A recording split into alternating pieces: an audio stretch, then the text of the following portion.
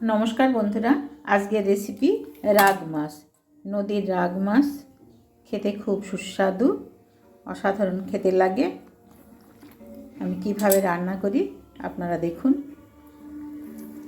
বাজার থেকে মাছগুলো নিয়ে এসে ভালোভাবে পরিষ্কার করে কেটে ধুয়ে নিয়েছি। এবার আমি মাছগুলোতে লবণ হলুদ মাখাবো।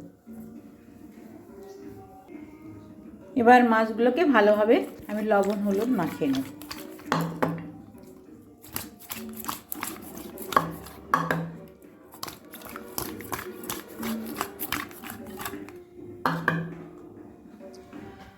কড়াইয়ে সর্ষের তেল গরম করে নিয়েছি। এবার মাছগুলো আমি ভেজে নেব, একা একে দিয়ে দিচ্ছি।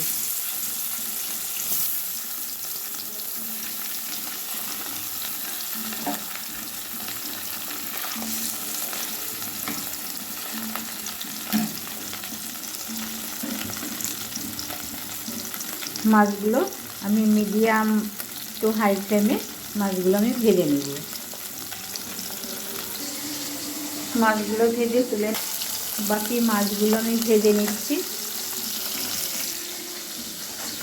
রাগ মাছের ঝোল করার জন্য আমি কয়েকটা কাঁচা লঙ্কা কেটে নিয়েছি, আদা ছেঁচে নিয়েছি, একটা পেঁয়াজ কেটে নিয়েছি, আর দুটো রসুন ছেঁচে নিয়েছি। আর গুঁড়ো মশলা থাকতে লবণ হলুদ জিরে হাফ চামচ, ধনে গুঁড়ো হাফ চামচ, আর কাশ্মীরি লঙ্কার গুঁড়ো। কয়েকটা উপকরণে রাগ মাছের ঝোল রান্না করা যায়। নদীর মাছ খেতে অসাধারণ টেস্ট লাগে। আর ফোড়নে লাগছে কালো জিরে, শুকনো লঙ্কা আর তেজপাতা। একটা তেজপাতা ছিঁড়ে নিয়েছি, শুকনো লঙ্কা ভেঙে নিয়েছি। বাকি মাছগুলো ভেজে আমি তুলে নিলাম।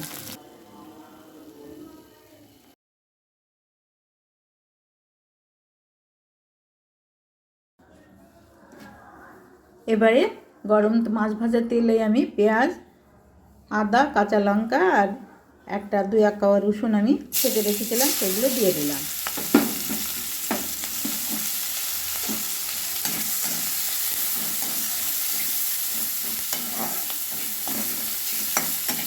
দু এক মিনিট সময় নিয়ে আমি এটা ভালোভাবে লাল লাল করে কষে নেব। পেঁয়াজ, কাঁচা লঙ্কা, আদা ভেজে নিয়েছি। এবার আমি তেলে কালো জিরে, শুকনো লঙ্কা, একটা তেজপাতা ছিঁড়ে দিয়ে দিলাম। আর ফোড়নটা খুব ভালোভাবে আমি ভেজে নেব। যেসব বন্ধুরা আমার চ্যানেলে নতুন, তো তারা অবশ্যই চ্যানেলটিকে সাবস্ক্রাইব করে পাশে থাকবেন, একটা লাইক অবশ্যই দেবেন। এবার আমি গুঁড়ো মশলাটা দিয়ে দিলাম।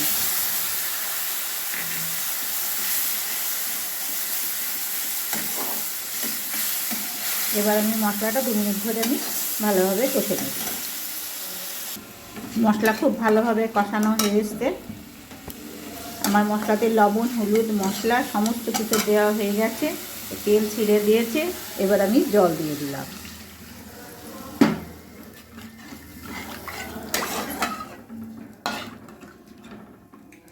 এবার ঝোল ফুটে গেলে মাছগুলো আমি দিয়ে দেব।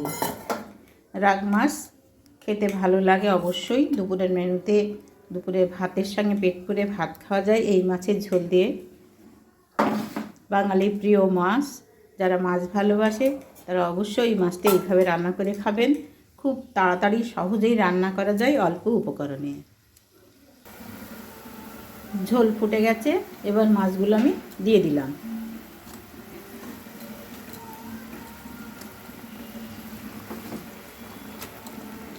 এবার গ্যাসের ফ্লেম লোতে রেখে আমি 2 মিনিট সময় ঝোলে ফুটতে দেব, তারপর নামিয়ে নেব।